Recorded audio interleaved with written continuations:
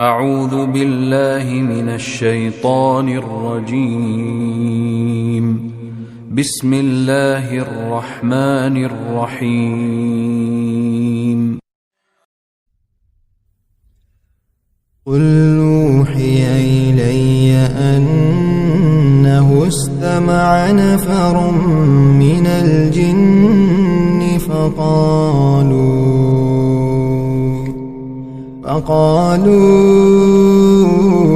إنا سمعنا قرآنا عجبا يهدي إلى الرشد فآمنا به ولن نشرك بربنا أحدا وأنه تعالى جد ربنا ما اتخذ صاحبة ولا ولدا وأنه كان يقول سفيهنا على الله شططا وأنا ظننا أن لن تقول الإنس والجن على الله كذبا وأنه كان رجال من الإنس يعوذون برجال من الجن فزادوهم رهقا وأنهم ظنوا كما ظننتم أن لن يبعث الله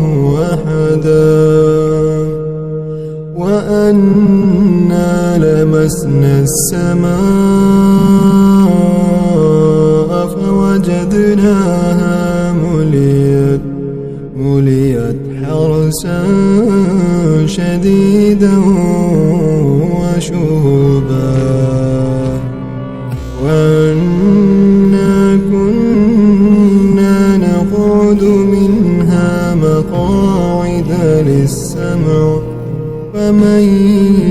يستمع الآن يجد له شهابا رصدا وأنا لا ندري أشر أريد بما في الأرض أم أراد بهم ربهم رشدا وأنا منا الصالحون ومنا دون ذلك كنا طرائق قددا وأنا ظننا أن لن نعجز الله في الأرض ولن نعجزه هربا وأنا لما سمعنا الهدى آمنا به ومن يؤمن بربه فلا يخاف بأسا ولا رهقا وأنا منا المسلمون ومنا القاسطون فمن أسلم فأولئك تحروا رشدا وأما القاسطون فكانوا لجهنم حطبا وأن لو استقاموا على الطريق الناقة لأسقيناهم ماء غدقا لنفتنهم فيه ومن يعرض عن ذكر ربه يسلكه عذابا صعدا وأن المساجد لله فلا تدعوا مع الله أحدا وأنه لما قام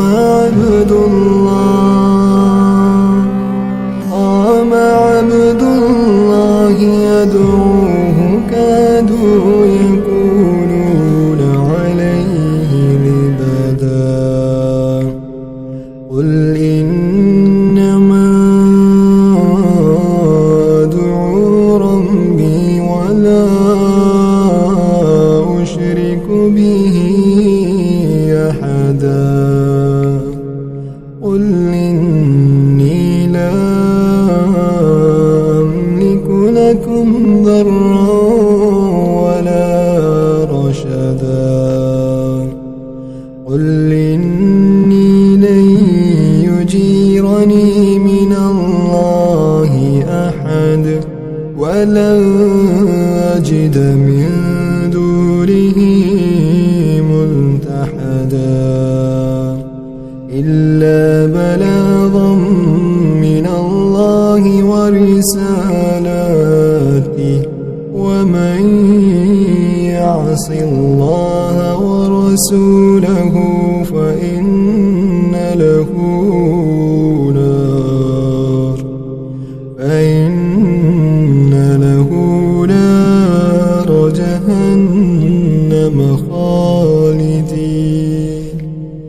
نار جهنم خالدين